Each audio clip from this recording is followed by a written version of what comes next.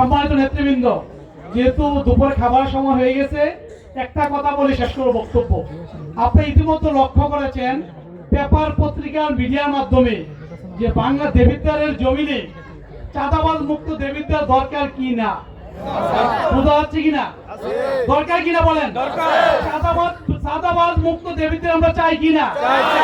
মাদক মুক্ত দেবিদ্বার চাই কিনা? এই 2 দিন যাবত এখন 12 তারিখে নির্বাচন অনুষ্ঠিত হয়নি, কিন্তু ইতিমধ্যে আমরা লক্ষ্য করেছি সোশ্যাল মিডিয়াতে যারা এই জাতীয় দেবিদ্বারের গডফাদার ছিল তাদের তাদের লক্ষণগুলা, তাদের ডিজাইনগুলা, তারা কি কাজ করতো এগুলো বের আসতেছে কিনা।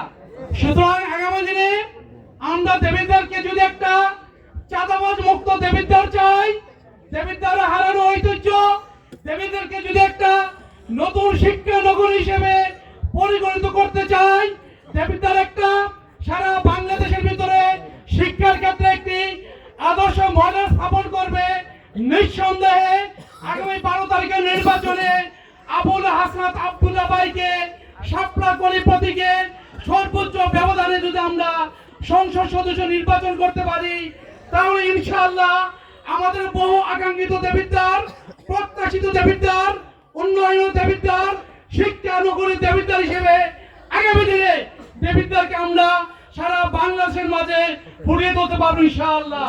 সুতরাং 12 তারিখের নির্বাচনে আমরা আমাদের মূল্যবান রায় দেওয়ার মাধ্যমে আগামী দিনে দেবিদ্বার পৌরসভার 1 নং ওয়ার্ডের মরিচাকান্দার কেন্দ্রে শাপলা কলি প্রতীকে সর্বোচ্চ ভোটের ব্যবধানে জয়লাভ করিয়ে প্রমাণ করে দিতে চাই যে আমরা এখানে এই পর্যন্ত এখন কোন প্রার্থী এমন ভোট পাই নাই যেই ভোট আবুল হাসনাত আব্দুল্লাহ শাপলা কলিতে পেয়েছি ইনশাআল্লাহ।